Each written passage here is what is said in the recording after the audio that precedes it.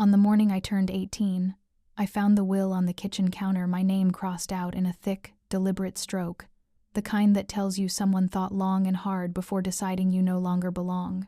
There was no explanation, no message, just quiet proof that they had already built a future without me. The pain didn't hit like a blow. It sank slowly, settling on my chest with a weight I couldn't ignore. And in that heaviness, I understood. I wasn't losing them, they had let go of me long ago. Tell me in the comments, have you ever realized, within a single moment, that your family had already moved on without you? I read every story. The house in Maple Ridge, Colorado, was still half asleep when I stepped back from the counter, early sunlight stretching across the floor as if nothing had changed, even though everything inside me already had. I stood there with the will in my hand, the ink slicing through my name with a certainty that belonged to someone who had taken their time deciding I no longer belonged, and the weight in my chest settled low rather than shattering me. I didn't call out for my father, or pretend a conversation could undo what was written. The silence between us had been growing for years, and this morning was simply the moment it stopped hiding. Instead, I opened my laptop and logged into the trust portal my grandmother, Eleanor Harper, created when I was 11. The screen blinked once before revealing a quiet verdict. Sole trustee as of today. The words steadied me.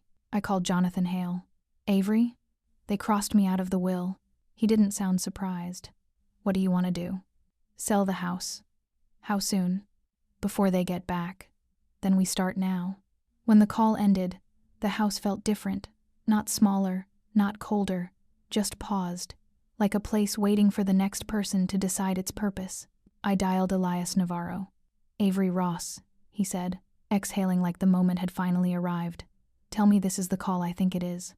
Cash. Today. No contingencies. I'll wire the deposit within the hour. I set the phone down without hesitation and walked upstairs, each step familiar yet strangely distant. My suitcase sat on the top shelf of my closet. I pulled it down and began packing with hands that moved steadily, almost too calmly. Clothes first. Then the photograph of my mother, the silver bracelet my grandmother gave me, the notebook holding every acceptance letter from Purdue's aerospace program. My life didn't take up much space, but the pieces I chose mattered. When the zipper closed, the sound sliced through the quiet like a clean cut between chapters. I carried the suitcase downstairs, passing framed photos I had never appeared in, passing the living room where I had learned to be silent, passing the walls that had absorbed more unspoken words than spoken ones. The will remained on the counter, unmoved under the morning light. It no longer looked like a rejection. It looked like permission, and I was ready to take it. I was halfway down the stairs when my phone buzzed with Jonathan Hale's follow-up email, the subject line sharp and direct. Trust execution, proceeding immediately. The certainty in those words steadied me more than anything else that morning. I reached the bottom step with my suitcase in hand and paused only long enough to let the quiet settle. Not the kind that feels comforting, but the type that appears when a place no longer holds you. The door gave a soft click when I opened it, and the cold spring air hit my face, crisp enough to wake everything I had been holding still inside. I checked the time. 7:22 a.m. If everything had gone as planned, the house would be under contract by lunchtime. Another message came, Elias. Earnest money wired. Title company notified. Keep me updated. His efficiency didn't surprise me. People like him watched families fracture from the outside. He just waited for the moment someone inside finally moved. I forwarded the message to Jonathan, then went to my father's office. The room smelled faintly of paper and aftershave, the kind he used whenever he wanted to seem polished. I opened the drawer where he stored documents tied to the property tax statements, refinance offers, anything that once suggested ownership. None of it meant anything now. I printed the trust papers Jonathan sent, the summary, the authority transfer, and the clause granting me complete control at 18. The printer hummed steadily while warm pages slid into my hands, each line of text drawing a cleaner line between what belonged to me and what no longer did. My phone rang. Jonathan. They'll try to contest it when they find out, he said. They can try. Avery, focus on leaving cleanly. That's the point. I know. I'm doing exactly that. Good. Stay steady. He hung up with the kind of confidence that didn't need to be repeated. I placed the papers in a manila envelope, wrote my name across the front, and slid it into my backpack. The action wasn't dramatic, just final. The doorbell chimed at 8:04. The locksmith arrived right on schedule, A stocky man with a neat tool belt and a brisk nod. Morning. Full lock replacement? Yes. Trustee authorization? I held up the signed document on my phone. Good enough. He moved through the exterior doors with practiced precision, each removed lock falling into his hand like something surrendering. By the time he finished, new smart locks blinked quietly, linked only to my phone. He handed me the old keys in a plastic bag. What do you want done with these? Leave them. He nodded and walked away. I watched his van turn out of the neighborhood, and only then did the shift hit, not loud, not dramatic, just a clean internal click. The house hadn't changed, but my place in it had. When the door closed behind me with the new lock, I felt the sound settle through me. The next step finally belonged to me. By the time the locksmith's van disappeared around the corner, the sun had risen high enough to cast a clean line of light through the foyer window. And for a moment I stood in it, letting the warmth hit my face while everything around me shifted into focus. My phone buzzed again, this time a message from Jonathan. Title company ready. Elias's attorney is on standby. Call me when you're seated at the kitchen table. I walked back inside, each step echoing differently now, no longer weighed down by hesitation. The kitchen felt sharper, more defined, as if the space had finally stopped pretending to belong to a family that never fully included me. I placed the manila envelope on the island, opened my laptop, and rechecked the trust portal not because I doubted anything, but because clarity had become its own form of grounding. The number blinked steadily, $4,310,000 in trust assets before the sale. My grandmother had planned everything with a precision that made my chest tighten not with grief, but with the strange ache of someone finally being protected the way they should have been all along. My phone rang. Elias. Contracts drafted, he said. Send it. You sure you want to close this fast? I've waited a long time. Today works. You'll have it in your inbox within 5 minutes.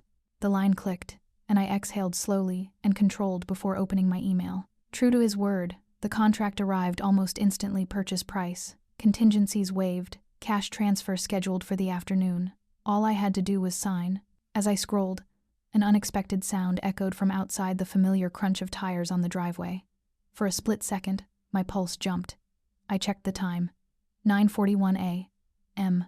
They weren't supposed to be home. Not yet. I stepped toward the window and pulled the curtain back just enough to see the front of the house. A silver sedan idled in the driveway. Not my father's car. Not Sandra's. A stranger stepped out, tall, in a charcoal suit, a leather briefcase in hand. He checked an address on his phone, then looked directly at the house with the purposeful calm of someone who didn't make mistakes.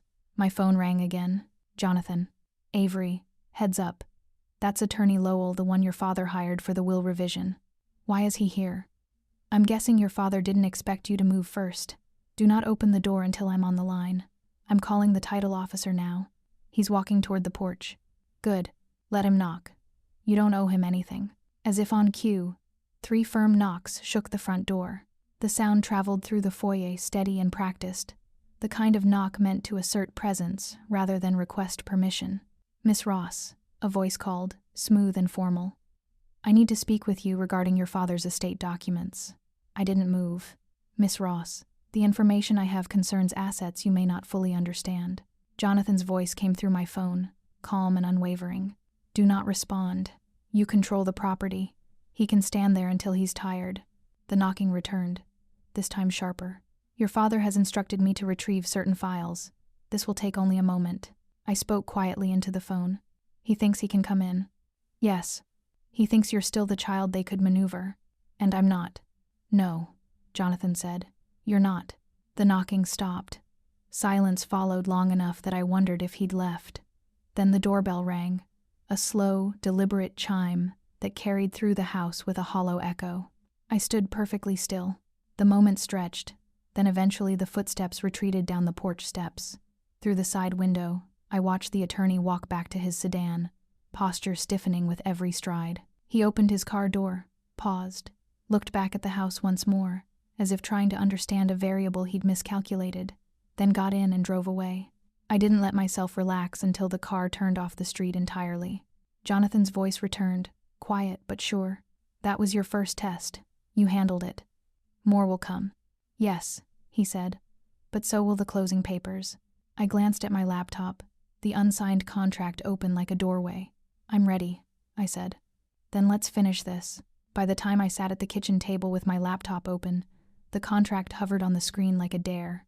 My cursor blinked at the signature line, steady and patient, as if waiting for me to acknowledge that this moment, this exact one, had always been coming. I tapped the screen to wake it fully, the brightness washing across the room just as Jonathan's call lit up my phone. "Ready for the walkthrough?" he asked. "Yes." "Then open the disclosure packet. I want you to understand every line before you sign anything." He talked me through each section, the legal description of the property, the trustee authorization, and the clause confirming that no other party had rights to contest the sale. Every word tightened the ground beneath me. Every clause felt like a latch locking into place. I scrolled to the last page, my signature line waiting. "Take your time," Jonathan said. But I didn't need time. I pressed my finger to the pad, watched the digital signature bloom across the screen, and felt something sharp and clean break free inside my chest. The sound of an incoming text chimed a moment later. Elias again. "Deposit confirmed. My team is pushing for early closing, ideally within the hour. You good?" I typed back one word. "Yes." Before I could set the phone down, the quiet outside shifted, tires again heavier this time, rolling fast, too direct to be a coincidence. I stood slowly and moved toward the foyer just as the shadows of 3 figures passed the frosted glass. My breath caught not out of fear, but out of recognition. My father's voice hit first, low and sharp. "Avery, open the door." Sandra followed, strained.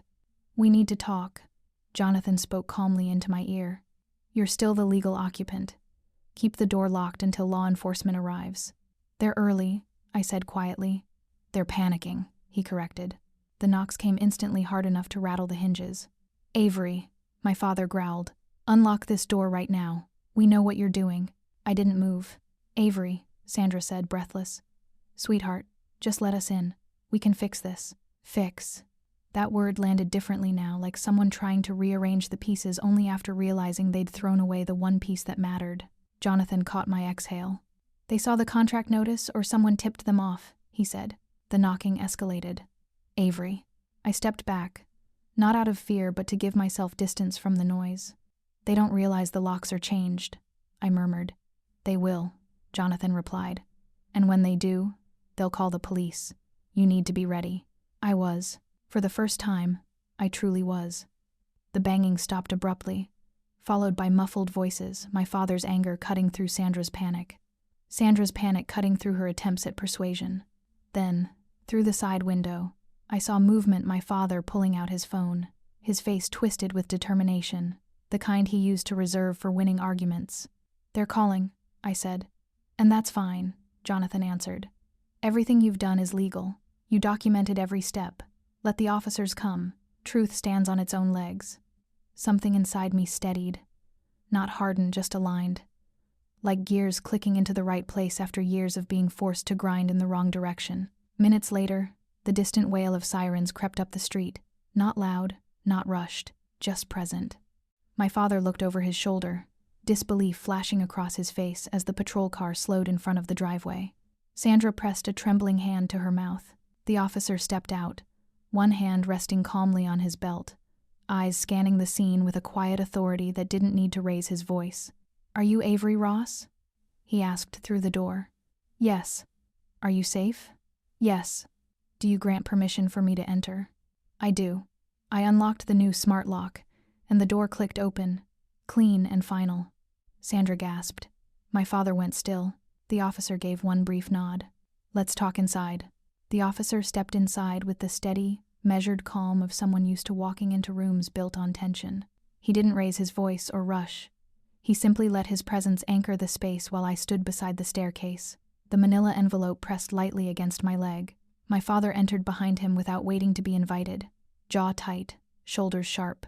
Sandra followed, clutching her purse like it could hold the version of her life she was trying desperately to salvage. The officer held up a hand, stopping them before they crossed deeper into the foyer. "Before anyone speaks, I need to understand what's happening.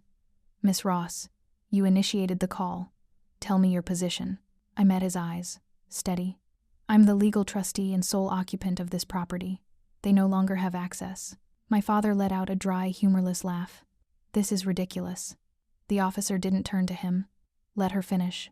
I set the envelope on the console table, untied the string, and pulled out the trust documents Jonathan had prepared.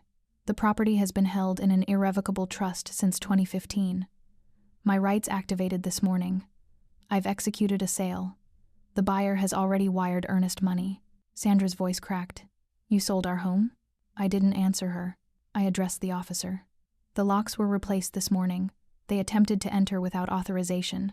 My father snapped. It's my house. I raised her here. Jonathan, still on speaker, replied evenly. Officer, the deed is not in his name, nor has it been for nearly a decade. The officer held out his hand. Let me see the documentation, please. I placed the papers in his palm. He flipped through them with patient precision, lips tightening once as he reached the paragraph that mattered, the clause granting me unrestricted authority the moment I turned 18. He closed the folder and exhaled through his nose, a quiet sound but final. Sir, he said to my father, she is within her rights. This property is legally under her control, and you cannot enter without her consent. My father's face flushed a dangerous red. You don't understand. She's being manipulated. She doesn't know what she's doing. I do, I said softly. He turned on me, voice rising. Avery, you are not selling this house. Do you understand me? You're not throwing away everything. I'm not throwing anything away. Yes, you are. The officer lifted a hand. Sir, lower your voice. But my father pushed past the warning. Your grandmother didn't intend this. She never wanted. You didn't know what she wanted, I said, the words leaving my mouth before I realized they were forming. You only knew what you wanted from her.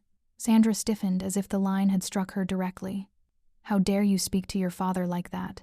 Jonathan's voice came through again, low and controlled. Officer, if their agitation continues, Miss Ross has the right to request they vacate immediately. My father rounded on the phone as if he could see him through the speaker. Stay out of this, Jonathan. I can't, Jonathan replied. My client's safety and rights come first. The officer straightened. I'm giving each of you a moment to calm yourselves. Miss Ross has documents confirming her authority. Unless she invites you to remain, you must leave the property. My father shook his head fiercely. No, I'm not leaving until I talk sense into her. I spoke quietly, not to fight him, but because calm had become my armor. You came too late, Dad. That landed. His posture faltered, not softened, but cracked. He searched my face like he was looking for the child who used to bend at the sound of his frustration. She wasn't there. Avery, he said, voice almost raw. This is our family. Jonathan whispered through the line. Say it, Avery. You know the truth. I breathed in. You wanted a version of family that cost me everything. Sandra stepped forward, tears streaking mascara down her cheeks. We made mistakes, but you don't punish your family like this. This isn't punishment, I said. It's protection. The officer nodded once, almost imperceptibly, signaling he understood. My father tried one last time, making a final push. If you sign anything else today, if you go through with this, you're choosing strangers over us. I shook my head. No, I'm choosing myself. Silence fell sharp, thick, cutting clean through the room. The officer broke it gently. Sir, ma'am, you need to leave now. My father opened his mouth, closed it again, and finally turned away, shoulders caving just slightly. Sandra followed, swallowing sobs she didn't have breath for. The officer watched them step outside before turning back to me. If you need us again, call. You're standing on solid ground. And for the first time in that house, I believed him. The door closed behind the officer with a soft click that felt louder than any shouting my family had ever done inside these walls. The silence that followed wasn't empty. It pulsed like the air had weight now, like the house itself understood something irreversible had begun. I walked back to the kitchen table, the contract still open on my laptop, the cursor waiting at the final confirmation line. My hands didn't shake. They felt steady in a way I hadn't known was possible at 18. Jonathan's voice came through my phone, quiet but alert. Avery, the title officer is ready. Once you confirm, the county will record within minutes. Okay, take a breath first. I did, but the breath didn't soften me, it sharpened me. The morning had stretched me, rattled me, stripped away whatever illusions were left, and now all that remained was the clean edge of intention. I clicked the last field. A confirmation window popped up, one simple sentence. You are authorizing the transfer of full real property rights. This action cannot be undone. My reflection in the screen looked calm, almost still. I'm ready, I said. Jonathan exhaled softly. Then finish it. I pressed confirm. The screen flashed green. The signature is locked in. The document is sealed. Something inside me shifted like a knot I'd been carrying since childhood loosened one strand at a time until the weight finally slid off. A moment later, a notification bloomed on my screen. Recording in progress, Hamilton County Registrar. And then, completed. My phone buzzed at the same time.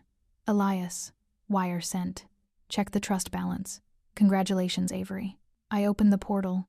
The number changed before my eyes clean. Final. Absolute. It didn't make me want to cheer. It made me want to breathe. I closed the laptop gently, as if careful not to disturb the version of myself who had lived in this house. The version that no longer existed. But the quiet didn't last. Tires swept aggressively into the driveway again. Gravel spitting under the weight. I didn't have to look to know who it was. My father's voice tore through the outside air before he even reached the door. Avery, open this door. Now. Sandra's voice wavered behind him. What did you do? What did you sign? Jonathan babbled. Don't open the door. The sale is already recorded. They can't change anything. I wasn't going to open it anyway. Their footsteps shook the porch. Avery. My father roared. You ruined everything. My voice came out quiet but steady. I finished something you started. He pounded on the door, hard enough that the new lock chirped its security alert. You think this makes you powerful? You think money makes you right? You think this will make you happy? I looked around the kitchen, not the house, not the memories, just the space where I had learned to shrink so they could stretch. It's not about money, I said softly. Then what is it about? He shouted. I let the silence hold for a moment. Freedom. Something in the air shifted, like even the walls needed a second to absorb the word. Sandra began to cry. Not loud, but airy and uneven. The sound of someone mourning a version of life that had never actually existed. Avery, please, she whispered. Please open the door. We can talk. We can undo this. Your father didn't mean... He did, I said. Not with anger, but with a clarity that left no room for anything else. And so did I. Sandra sobbed harder. My father's voice lowered, its edges fraying. You're doing this to hurt us. No, I said. I'm doing this to stop being hurt. For a few seconds, no one spoke. Then he said something I didn't expect, words that didn't break me, but exposed the empty space between us. Without this house, I don't know who we are anymore. I closed my eyes for a brief moment. That's the problem, I whispered. You needed a house to believe we were a family. I needed honesty. A long, brittle silence followed. My father's breath hitched once barely audible, then footsteps retreated slowly down the porch steps. Sandra's quieter ones trailed after him. I stayed still until the engine started, until the gravel settled, until the driveway fell silent again. Jonathan's voice cut through gently. Avery, it's done. I know. How do you feel? I let my palm rest on the cool surface of the table, like I finally joined my own life. He didn't speak for a moment, letting the answer stand without further comment. Then he said, I'm proud of you. The words landed softly but deeply, like someone laying a hand on my shoulder without touching me at all. When the call ended, I stood alone in the quiet. It wasn't the quiet of abandonment anymore. It was the quiet of a threshold crossed. By late afternoon, the house felt more like a place I had already stepped out of, even though I was still standing inside it. The walls were quiet in a way that didn't ask anything of me anymore. I walked through each room once, not to reminisce, but to make sure I hadn't left anything of myself behind. There wasn't much to carry. There had never been. When I reached the foyer, sunlight stretched across the floor in a thin, steady line, cutting through the space where arguments and apologies used to sit unresolved. Now it was just light, nothing more. My phone buzzed with a final message from Jonathan. Closing confirmed. Congratulations, Avery. Start the rest of your life. I slipped the phone into my pocket, took one last look at the empty hallway, and opened the front door. The air outside felt cleaner than the air inside had ever felt. I locked the door behind me not with hesitation, but with the certainty of someone choosing a direction and not looking back. My car waited at the curb, packed with the few things I owned and all the things that mattered. I slid into the driver's seat, started the engine, and watched the house through the windshield. It didn't look smaller or sadder. It simply looked like a place I no longer lived in. I pulled away slowly, the tires rolling over the same driveway I used to sweep every Saturday morning.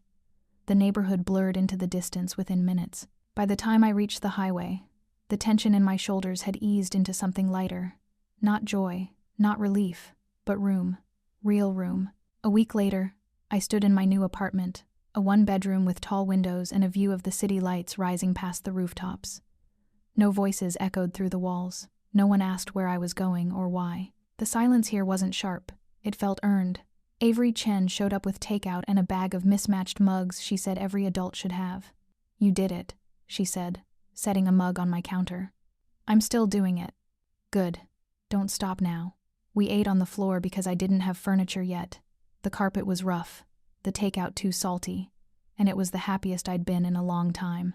Later that night, when the city dimmed and traffic settled, I stepped out onto the small balcony. The air was cool, carrying the faint hum of a life I finally recognized as mine. I leaned on the railing, watching headlights stretch across the streets below, people moving, choosing, living.